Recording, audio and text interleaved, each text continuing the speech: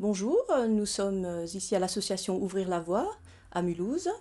Notre association compte environ une centaine de membres adhérents et nos missions premières consistent à aider les familles, les enseignants et les professionnels de la santé concernés par le mutisme sélectif.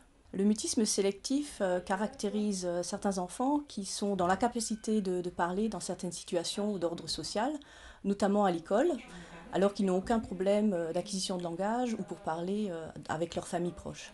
Je suis maman d'un enfant qui a souffert de mutisme sélectif également, donc j'ai découvert le mutisme sélectif en 2006. À ce jour, maintenant, il est tout à fait sorti du mutisme sélectif et voilà, nous sommes très contents. Ce sont des enfants à deux visages. D'un côté, un enfant gai, épanoui, qui parle à la maison. À la maison, elle est comme tout le monde, elle joue, elle rigole, elle chahute avec son frère, sa sœur, petite fille qui danse, qui chante, qui fait des colères aussi. Et d'un autre côté, un enfant qui est l'ombre de lui-même, qui est très inhibé. Ce sont des enfants qui sont très figés physiquement, qui n'arrivent pas même à prendre un bonbon lorsqu'on leur tend quelque chose. Ils n'arrivent pas souvent à participer à des jeux de groupe à l'école. Ils peuvent être figés, raides comme un piquet pendant la récréation. Concrètement, le mutisme sélectif est très pénalisant pour l'enfant puisqu'il n'a pas d'expérience sociale avec ses pairs. Elle va à l'école, elle suit les cours avec les petits copains, elle enregistre beaucoup, elle l'écrit. Et autrement, quand il y a des évaluations à l'oral, ce sera juste avec la maîtresse. Malgré son mutisme sélectif, une petite fille qui a de bons résultats scolaires, en plus elle est en bilingue. Ce qui me tirait plus vers le bas, c'est peut-être pas être compris.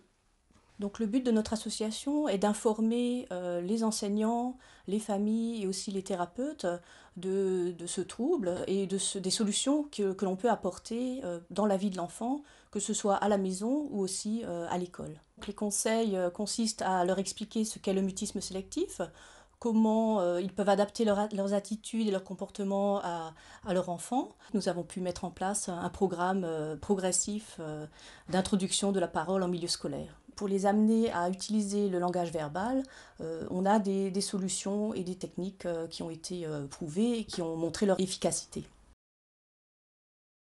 Grâce au PIRA, nous allons pouvoir concrétiser un projet très ambitieux que nous avons à l'heure actuelle. Il s'agit de la traduction d'un programme thérapeutique hollandais destiné aux enfants de 4 à 8 ans.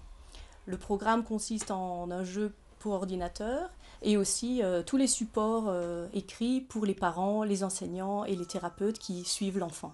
C'est un budget très important qui représente environ 15 000 à 20 000 euros. Nous n'aidons pas seulement les familles alsaciennes, mais nous aidons aussi d'autres familles dans d'autres pays, d'autres régions de France. Sans l'association, on serait encore les bras ballants. C'était émouvant pour moi-même et puis pour les autres parents, je pense que c'est la même chose, de pouvoir aider son enfant, de le voir évoluer, de le voir s'ouvrir aux autres et s'épanouir. Après 5 ans d'existence, nous recevons de plus en plus des témoignages très positifs de parents et d'enseignants qui nous disent que leur enfant a surmonté son mutisme sélectif. Et donc ça nous encourage à continuer nos actions et ça nous fait chaud au cœur.